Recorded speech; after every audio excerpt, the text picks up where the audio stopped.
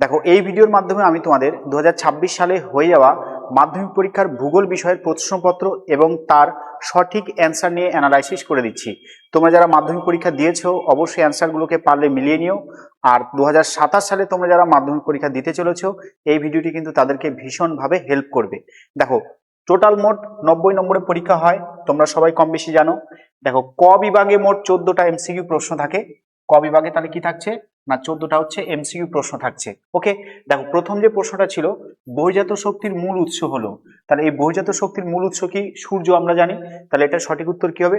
সৌরশক্তি হচ্ছে বহির্জাত শক্তির মূল উৎস। বহির্জাত শক্তি, অন্তর্জাত শক্তি, ঠিক আছে, এগুলো কিন্তু প্রথম চ্যাপ্টারেই আছে। 2 নম্বর প্রশ্নটা আছে, দেখো পার্বত্য হিমবাহের পৃষ্ঠদেশে সৃষ্ট গভীর ফাটলগুলিকে কি বলা হয়? পার্বত্য হিমবাহের যে ফাটল থাকে, ফাটল একদম হিমবাহের উপরিপৃষ্ঠে থাকে, আর একটা উপরিপৃষ্ঠ থেকে একদম তলদেশ পর্যন্ত থাকে। তো যদি হিমবাহের উপরিপৃষ্ঠেও ফাটল থাকে সেটাকে আমরা কি বলবো? ক্রেভাস বলবো। ওকে, অনেকটা এরকম ধরো একটা পার্বত্য অঞ্চল আছে, এখান ধরো হিমবাহ আছে, এই হিমবাহের উপরিপৃষ্ঠে যদি ফাটল থাকে সেটাকে বলবো আমরা ক্রেভাস। ঠিক আছে, এবং এই ফাটলটা যদি একদম উপরিপৃষ্ঠ থেকে একদম তলদেশ পর্যন্ত চলে আসে তখন সেটাকে কিন্তু আমরা বলবো বাকসুন্ড। ওকে, তো এই ক্ষেত্রে যেটা সঠিক উত্তর সেটা কিন্তু হবে ক্রেভাস। ওকে, নুনাটকটা কি? নুনাটক হচ্ছে মহাদেশীয় হিমবাহের যদি পর্বত শৃঙ্গ বরফ মুক্ত হয় তখন সেটাকে আমরা বলবো নুনাটক। ওকে, শার্কটা কি? শার্ক কিন্তু হিমবাহের ক্ষয়কার্যের ফলে হাতলযুক্ত ডেক চেয়ারের মতো একটা ভূমিরূপ, সেটাকে বলা হয় শার্ক। ওকে, আচ্ছা 3 নম্বর যে প্রশ্নটা ছিল, দেখো বলছে হেটেরোস্ফিয়ারের প্রথম উপস্তরটা কি? মন রাখবে, রাসায়নিক গঠন অনুসারে বায়ুমণ্ডলের দুটো ভাগ ছিল, একটা হচ্ছে হোমোস্ফিয়ার বা সমমণ্ডল, আর একটা হচ্ছে হেটেরোস্ফিয়ার বা বিষমমণ্ডল। ঠিক আছে, ওই যে ভূপৃষ্ঠ, ধরো এটা যদি ভূপৃষ্ঠ হয়, ভূপৃষ্ঠ থেকে 90 কিলোমিটার পর্যন্ত হচ্ছে হোমোস্ফিয়ার, আর 90 থেকে 10,000 কিলোমিটার যে এরিয়াটা আছে সেটা কিন্তু উত্তর হয় হেটেরোস্ফিয়ার। এই 10,000 কিলোমিটার 90 থেকে এখানে আবার 4টা স্তর আছে। ওকে, তার নিচের যে স্তরটা সেটাকে বলবো আমরা আণবিক নাইট্রোজেন স্তর।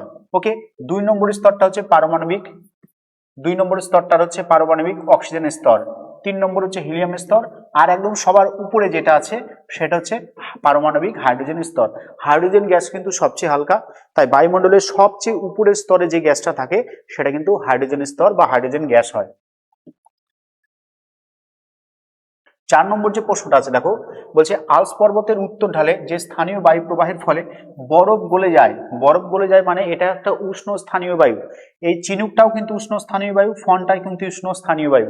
কিন্তু চিনুক দেখা যায় কোথায়? রকি পর্বতে। রকি পর্বত কোথায় আছে? উত্তর আমেরিকাতে, তাই না? কিন্তু এই চিনুক কিন্তু হবে না, যারা চিনুক করেছে সঠিক উত্তর হবে না, সঠিক উত্তর হবে ফন। ওকে, আচ্ছা শৈবাল সাগর দেখা যায়, শৈবাল সাগর দেখা যায় আটলান্টিক মহাসাগরে। 6 নম্বর, পৃথিবীর উপর চাঁদ ও সূর্যের মহাকর্ষীয় আকর্ষণের কারণে সমুদ্র জলতলের নিয়মিত উত্থান আর পতনকে কি বলা হয়? চাঁদ সূর্যের আকর্ষণ ফলে তোমার হচ্ছে সমুদ্রের জলের যে উত্থান পতন সেটাকে কিন্তু বলা হয় জোয়ার ভাটা। ওকে, এটা কিন্তু জোয়ার ভাটা হবে। ওকে, সমুদ্র তরঙ্গ হবে না। বায়ু প্রবাহের ফলে সমুদ্র জলতলের উল্লম্ব হবে উত্থান পতন যদি হয় সেটাকে বলবো সমুদ্র তরঙ্গ, সেটা বায়ু প্রবাহের কারণে হয় মেনলি। আর এটা কি বলছে? চাঁদ সূর্যের মিলিত আকর্ষণ, সেটা কিন্তু উত্তর হবে জোয়ার ভাটা। 7 নম্বর যে প্রশ্নটা আছে, দেখো 7 নম্বর প্রশ্ন বলেছে বর্জ্য ব্যবস্থাপনায় 3R। এই 3R মানে হচ্ছে একটা হচ্ছে রিডিউস হয়, একটা হচ্ছে রিডিউস, রিডিউস মানে হচ্ছে পরিমাণকে হ্রাস করা। রিইউজ হয় একটা, রিইউজ, রিইউজ মানে হচ্ছে পুনর্ব্যবহার করা। আর একটা হয় রিসাইকেল, রিসাইকেল, রিসাইকেল মানে কি? পুনর্নবীকরণ। বলছি এর অন্তর্ভুক্ত নয় কোনটা? তাহলে কি উত্তর হবে? পুনর্বিন্যাস, পুনর্বিন্যাস কিন্তু নয়। 8 নম্বর, অন্ধ্রপ্রদেশের বর্তমান রাজধানীর নাম কি? এই অন্ধ্রপ্রদেশের বর্তমান রাজধানীর নাম কিন্তু অমরাবতী, অমরাবতী। ওকে, আর হায়দ্রাবাদ কি বলতো? তেলেঙ্গানার রাজধানীর নাম। ঠিক আছে, 9 নম্বর যে প্রশ্নটা ছিল, দেখো বলছে কাশ্মীরে অবস্থিত হিমালয় পর্বতমালাটি হলো, এর মধ্যে কাশ্মীরে কোনটা আছে? জাসকার, নাগটিব্বা, ধৌলাধর, সিঙ্গালীলা। ঠিক আছে, সিঙ্গালীলা তো আমাদের কোথায় আছে? সিকিমে আছে, তাই না? তো এই ক্ষেত্রে উত্তর হবে জাসকার। 10 নম্বর, স্বাধীন ভারতের প্রথম বহুমুখী নদী পরিকল্পনা। মনে রাখবে, স্বাধীনতার পরে 1948 সালে ভারতের প্রথম যেটা পরিকল্পনা হয় সেটা হচ্ছে ডিভিসি, দামোদর ভ্যালি কর্পোরেশন। এটা সঠিক উত্তর হবে ডিভিসি। ঠিক আছে, দামোদর উপত্যকা পরিকল্পনা। এটা আমেরিকা যুক্তরাষ্ট্রের টেনেসি ভ্যালি অথরিটির সহযোগিতায় এই পরিকল্পনাটা গড়ে ওঠে। কিন্তু যদি প্রশ্ন আসে ভারতের বৃহত্তম নদী পরিকল্পনার নাম কি, তাহলে কিন্তু উত্তর হবে ভাকরা নাঙ্গাল। আর যদি বলে ভারতের দীর্ঘতম বাঁধের নাম কি, তাহলে কিন্তু উত্তর হয় হীরাকুদ বাঁধ। ওকে, এই ক্ষেত্রে সঠিক উত্তর হবে দামোদর উপত্যকা পরিকল্পনা। 11 নম্বর, ভারতের শুষ্ক গ্রীষ্মকালে যে ফসলের চাষ হয়, ঠিক আছে, ঋতুভিত্তিক অনুসারে যে ফসলগুলোর চাষ হয় সেটা 3 প্রকার হয়। একটা রবি শস্য বা রবি ফসল, আর একটা হচ্ছে খারিফ ফসল, আর একটা হয় জায়দ ফসল। তো শীতকালে যদি হয় তাহলে সেটা হবে রবি ফসল, ঠিক আছে। এটা বর্ষাকালে যদি হয় তাহলে উত্তর হবে খারিফ ফসল। আর প্রচন্ড গ্রীষ্মের সময় যেটা হয় সেটা হচ্ছে জায়দ ফসল। পরীক্ষাতে অনেক সময় জায়দ ফসলের নামগুলোও আসে, ঠিক আছে। তোমার হচ্ছে তরমুজ, শসা, এগুলো কিন্তু জায়দ শস্যের উদাহরণ। 12 নম্বর যে প্রশ্নটা আছে দেখো, বলছে ভারতের ভারী ইঞ্জিনিয়ারিং শিল্পের উদাহরণ, ঠিক আছে।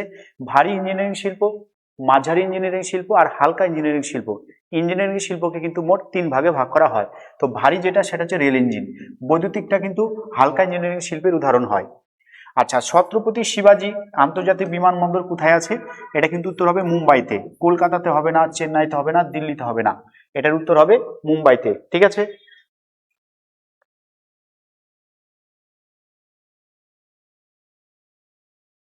দেখো 14 নম্বর এমসিকিউ এর লাস্ট প্রশ্ন কি আছে, বলছে উপগ্রহ চিত্রে গভীর অরণ্য, ঠিক আছে, এটা মনে রাখবে স্যাটেলাইট ইমেজ বলেছে। গভীর অরণ্যকে কি রঙে দেখানো হয়? এটা হচ্ছে গাঢ় লাল হবে সঠিক উত্তর। সবুজ যারা করেছো সবুজ কিন্তু সঠিক উত্তর হবে না।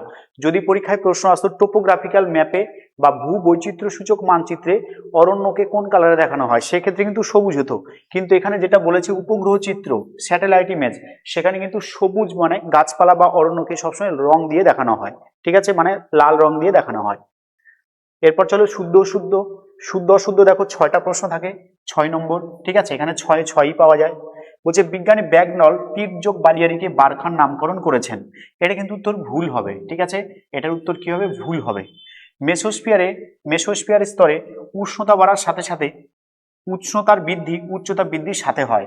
মানে ট্রোপোস্ফিয়ার আমরা কি জানি, উচ্চতা বাড়লে উষ্ণতা কমে। তারপর স্ট্র্যাটোস্ফিয়ারে কি হয়, উচ্চতা বাড়ার সাথে সাথে উষ্ণতাও বাড়ে। মেসোস্ফিয়ারে কি হয়, উচ্চতা বাড়ার সাথে সাথে উষ্ণতা কমতে থাকে। তাই এটারও কিন্তু উত্তরটা ভুল হবে। আর মনে রাখবে বায়ুমণ্ডলের সবচেয়ে কম উষ্ণতা যদি কোনো স্তরে থাকে সেটা কিন্তু উত্তর হয় মেসোস্ফিয়ার। ওকে, মেসোস্ফিয়ারে উষ্ণতা থাকে -93°C। এখানকার উষ্ণতা কত? -93°C, ঠিক আছে। এই পৃথিবীর কিন্তু সবচেয়ে শীতলতম স্থানের কথা যদি বলে বা স্তরের কথা বলে তাহলে মেসোস্ফিয়ার হয় সঠিক উত্তর। জেড বায়ু একটা জিওস্টপিক বায়ু, এটা কিন্তু সঠিক আছে। ওকে, পৃথিবীর সাপেক্ষে সূর্য চন্দ্রের সমকৌণিক অবস্থানকে সিজিগি বলা হয় না, এটাকে সিজিবি সমকৌণিক হবে না। যখন চাঁদ সূর্য পৃথিবী একই সরল রেখায় থাকবে তখন সেটাকে সিজিগি বলে, তাহলে এটা ভুল হবে। ভারতের সর্বনিম্ন জনবহুল রাজ্য হলো গোয়া, এটা কিন্তু ভুল হবে, ঠিক আছে। প্রশ্ন দিয়েছে দেখো ভারতের সর্বনিম্ন জনবহুল রাজ্য গোয়া, এই গোয়া কিন্তু সর্বনিম্ন জনবহুল রাজ্য নয়, এটা উত্তর হবে মিথ্যা, মানে অশুদ্ধ, ঠিক আছে। যদি বলতো ভারতের সর্বনিম্ন জনবহুল রাজ্যের নাম কি, তাহলে সেটা কিন্তু হতো সিকিম, ঠিক আছে। আচ্ছা, উপকূল অঞ্চলে লবণাক্ত মৃত্তিকায় ম্যানগ্রোভ অরণ্য গড়ে ওঠে, এটা হবে সঠিক, ঠিক আছে। আচ্ছা, উপগ্রহ চিত্রগুলি স্কেল অনুসারে তৈরি করা হয় না বলেছে, তাহলে এটাও কিন্তু ভুল। উপগ্রহ চিত্র মানচিত্র যে কোনো কিছু তৈরি করতে গেলে একটা জিনিস লাগে, সেটা কি বলতো, সেটা কিন্তু স্কেল লাগে, তাই স্কেলটা কিন্তু অবশ্যই লাগবে, এটা কিন্তু না বলেছে, তাই সঠিক উত্তর হবে অশুদ্ধ।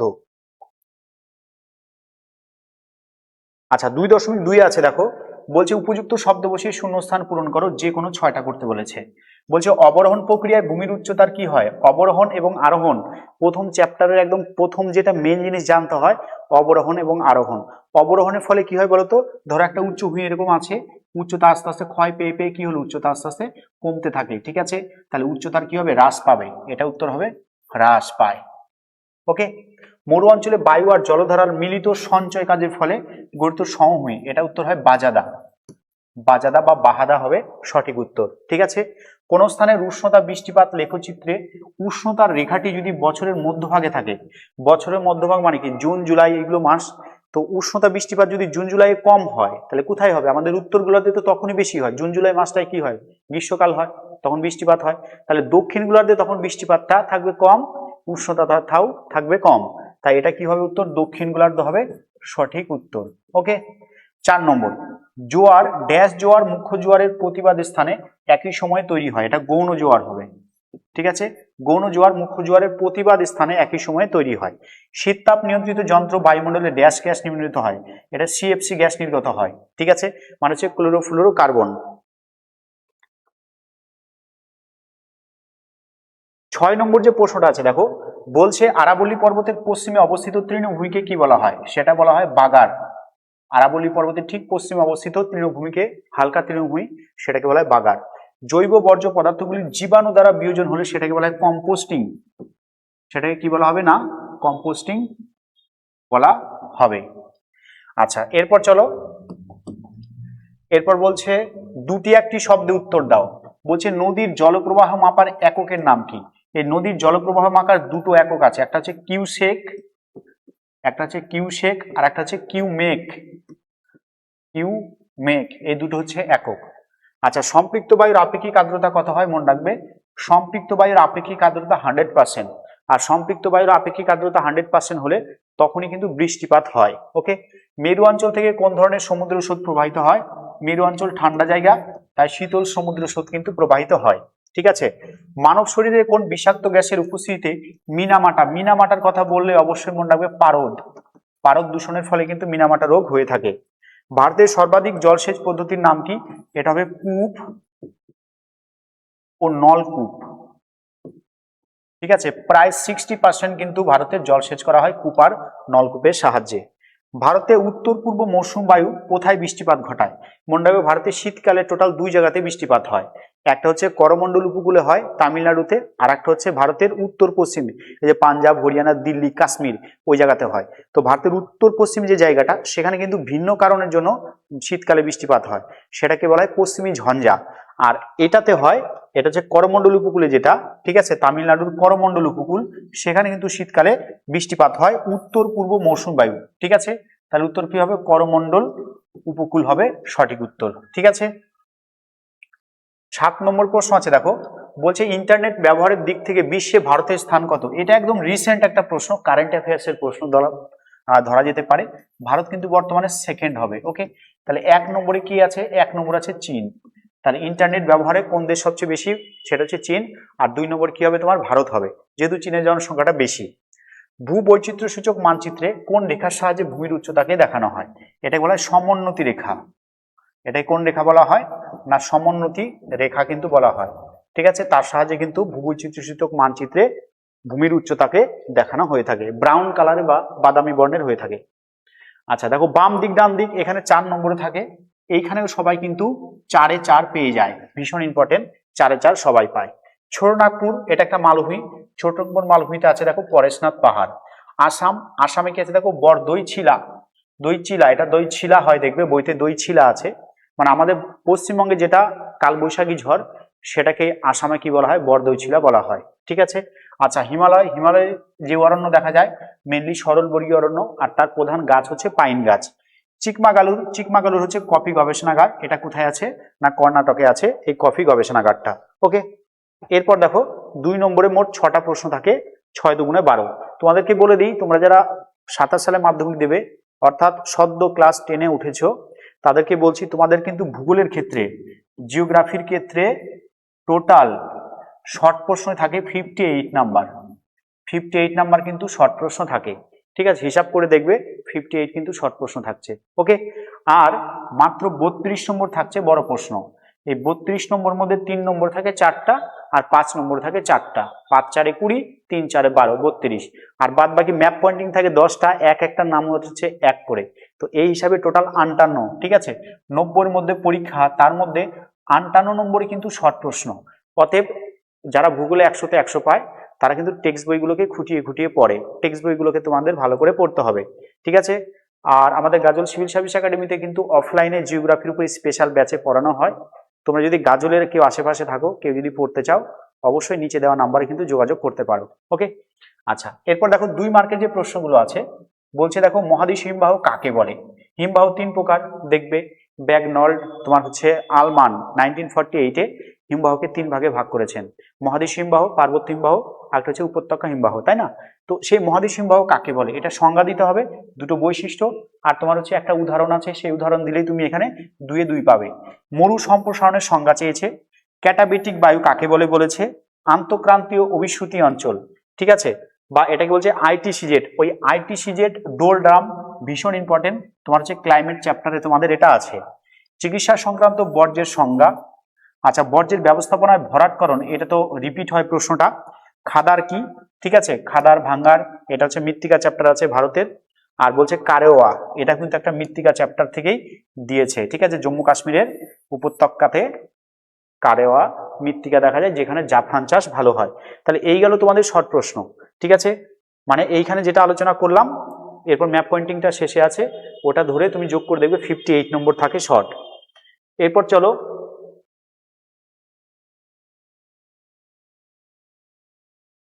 আচ্ছা 2 নম্বর আরো প্রশ্ন আছে, শেষ হয়নি এখনো। মৃত্তিকা ক্ষয়ের সংজ্ঞা, জনঘনত্ব বলতে কি বোঝায়, মিলিয়ন সিটে ব্যবহৃত আরএফ এবং মেট্রিক স্কেলের উল্লেখ করো, ভারতের জরিপ সংস্থার যা বা সার্ভে অফ ইন্ডিয়া ও ভারতের মহাকাশ সংস্থার সদর দপ্তর, ভীষণ ইম্পর্টেন্ট, ঠিক আছে, এটা আমি বলেই দিচ্ছি উত্তরটা।